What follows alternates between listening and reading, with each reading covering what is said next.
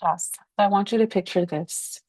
Um, Picture a classroom where it's just you and your student. And this classroom can look like on the kitchen table. You're having class on the kitchen table.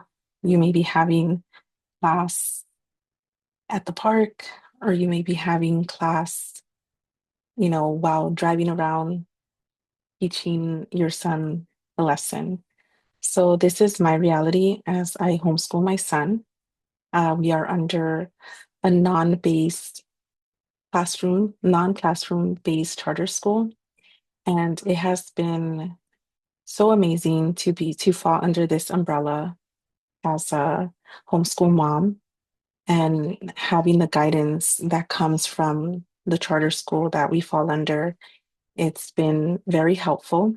It has been a choice that not only has benefited my son academically, but it has also benefited any extracurricular activities that are opened and offered by the charter school.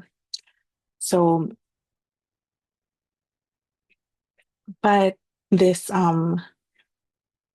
this this opportunity is being threatened by this bill called the AB 84 that can potentially, pass, and it would just be detrimental to students and to many families who depend on this type of homeschooling.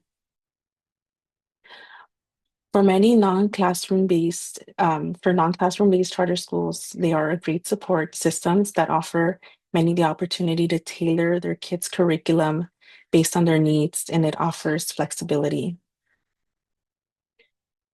So right here we see the difference between charter schools and public schools. So we fall under the non-classroom based charter school, but it's still the same thing. It's publicly funded.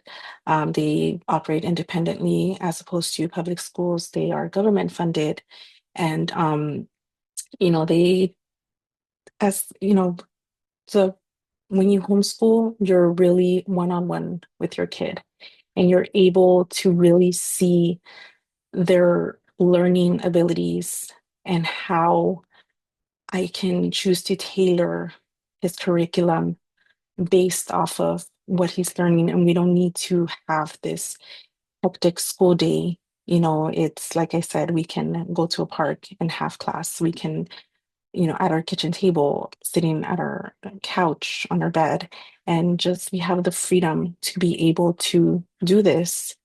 And according to chartcenter.com, the legislature specifically intended for charter schools to operate independently from school districts, providing families with educational options and encourage new teaching methods.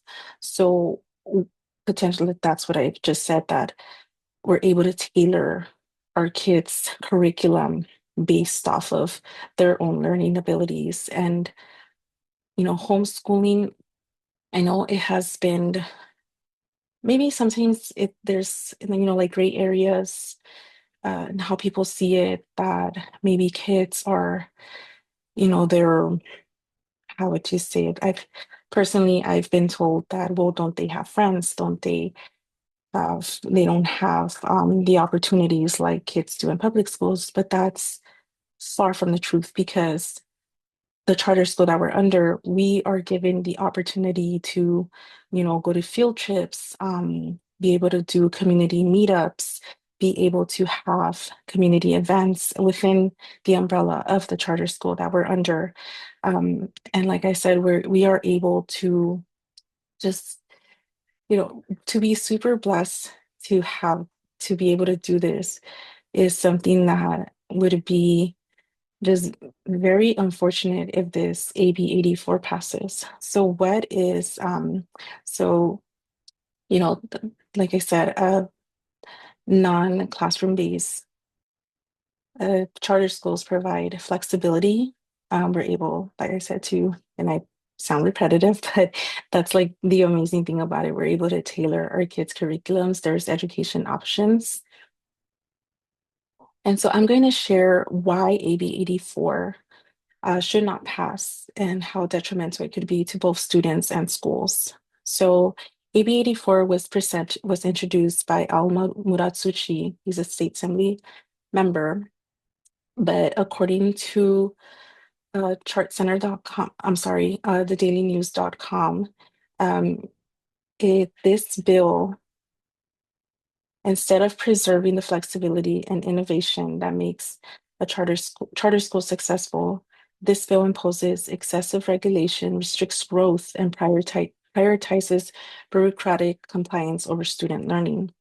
So, there's I guess what Al presented, why he presented this bill was that he wants to pretty much lord over charter schools and kind of see where the funding is going. He wants to control charter schools. I mean, he already has some sort of control over public education. Why mess with the charter schools?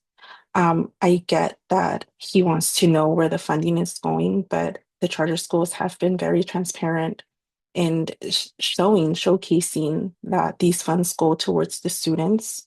They go towards opportunities like having field trips, having events, having the flexibility, allowing the parents the flexibility to still homeschool, but still be under the guidance of the charter schools, uh, homeschool representatives. So, what's the big deal if AB 84 passes? It will cut funds up to 30% for NCB program. It would limit student access and school growth. The tripling authorizer, it will triple authorizing fees and vendor and enrichment restrictions. So I would urge you, another thing that chartcenter.com said is that AB 84 is actually one of the most sweeping, expensive, and damaging anti-charter uh, bills we've seen in years. It threatens the very foundation of California's charter school movements, uh, giving flexibility, autonomy, and innovation. So it's just emphasizing on what was stated. That's what AB 84 would do. Take away from us parents the choice to decide what is best for our kids' education. I know this bill does not apply to all of you, but if you can take the time to check the link and fill out the form, it would help tremendously in opposing this bill. Thank you for your time. So I will show you how to take action. We can go to your browser. You can type in stop AB84.com, and it's right there. You can click take action. You fill out your information if you choose to, and you send the email, and you've done your part in supporting us in stopping this bill. Thank you so much for your time.